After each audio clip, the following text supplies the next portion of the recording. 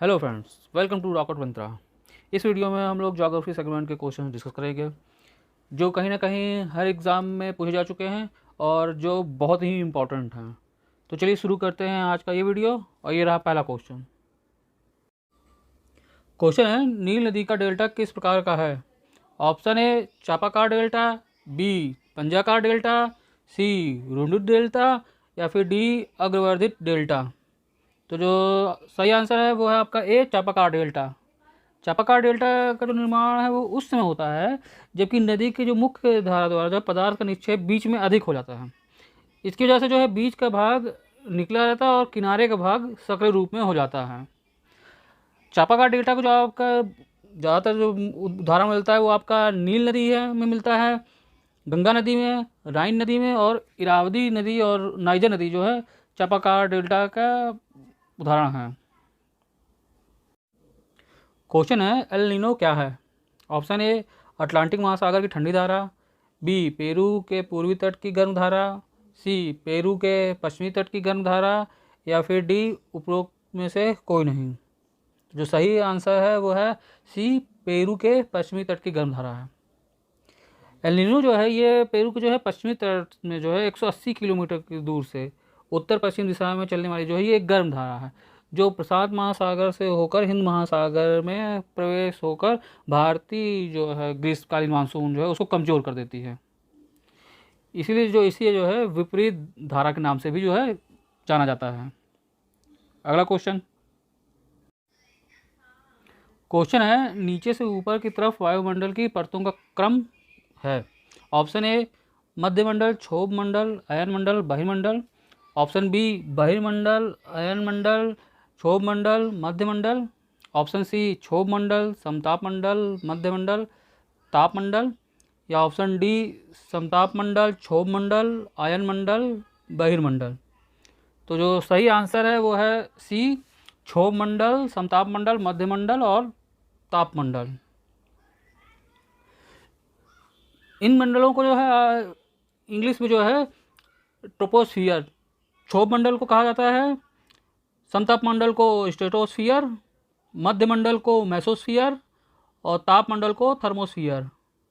ये इसको थोड़ा ध्यान जरूर दीजिएगा क्योंकि कई जगह क्वेश्चन में हिंदी की बजाय इंग्लिश में ये चीज़ पूछ लिया जाता है, इसलिए ये चीज़ थोड़ा सा ध्यान देने जरूर चीज़ है। यहाँ ट्रोपोस्फियर की जो ऊंचाई होती है वो विषुवत रेखा पर जो है 16 किलोमीटर और जो ध्रुवों पर है इसकी ऊंचाई जो है 8 किलोमीटर पाई जाती है। ट्रोपोस्फियर में जो है धरातल से ऊपर जाने पर प्रति 1000 फीट पर जो है 3.6 फ़ारेनहाइट मतलब कि 165 मीटर पर जो है 1 सेल्सियस जो है वो कम की दर से जो है तापमान कम हो जाता है, इसलिए इसे जो है परिवर्तन मंडल भी जो है कहा जाता है। अगला क्वेश्चन है, मोह असंबद्धता इसके बीच का सीमांकन तल है। ऑप्शन ए परपटी और प्रवार, ऑप्शन बी प्रवार और कोड, ऑप्शन सी प्रवार तथा बाह्य कोड, ऑप्शन डी बाह्य कोड तथा आंतरिक कोड। जो सही आंसर है वो है ए परपटी और प्रवार। मोह असमता जो परपटी जो है ये परपटी और प्रवार के जो है सीमांत पर पाई जाती है, जिसकी खोज जो है सर्वप्रथम जो है 1919 में मोहरोविकी ने की थी। इन्हीं के नाम पे इसीलिए इसको जो है मोह असमता कहा जाता है। मोह असमता ये जो है ये 700 किलोमीटर की गहराई तक जो है मंडल जो है अपर मेटल कहलाता है और 700 से 2900 किलोमीटर तक का भाग जो है वो लोअर मेटल कहलाता है इसका भाग।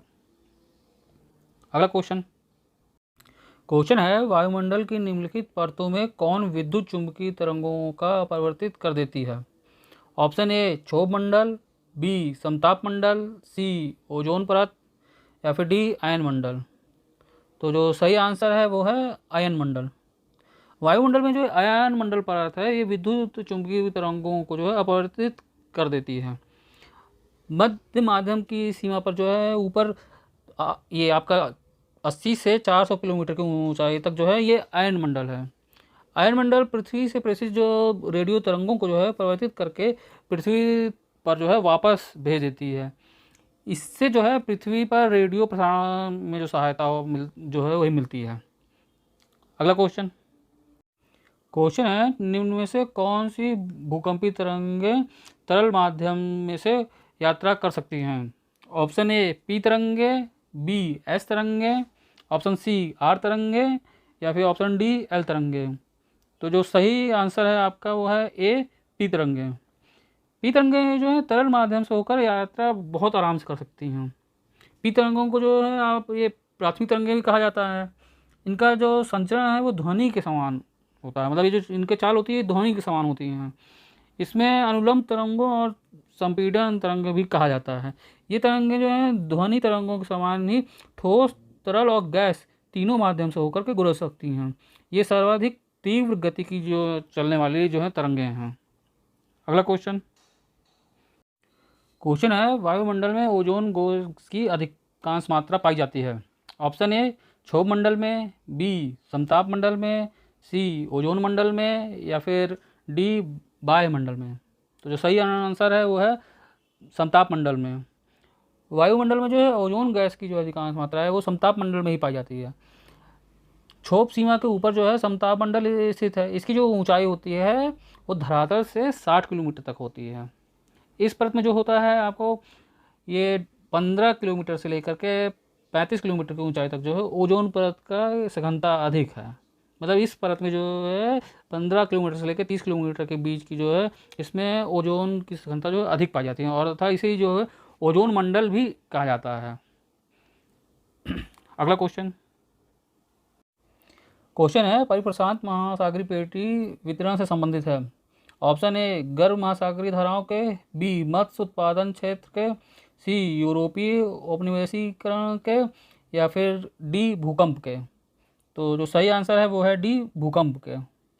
परिप्रशांत महासागर पेटी जो है ये भूकंप के वितरण से संबंधित है। यहाँ पर जो है विश्व के 70% से अधिक जो है भूकंप आते हैं।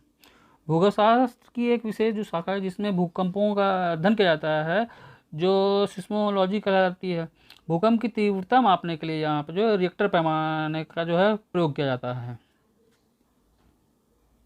अगला क्वेश्चन है, उष्णकटिबंधीय चक्रवातों के बारे में निम्नलिखित में से कौन सा कथन सही नहीं है?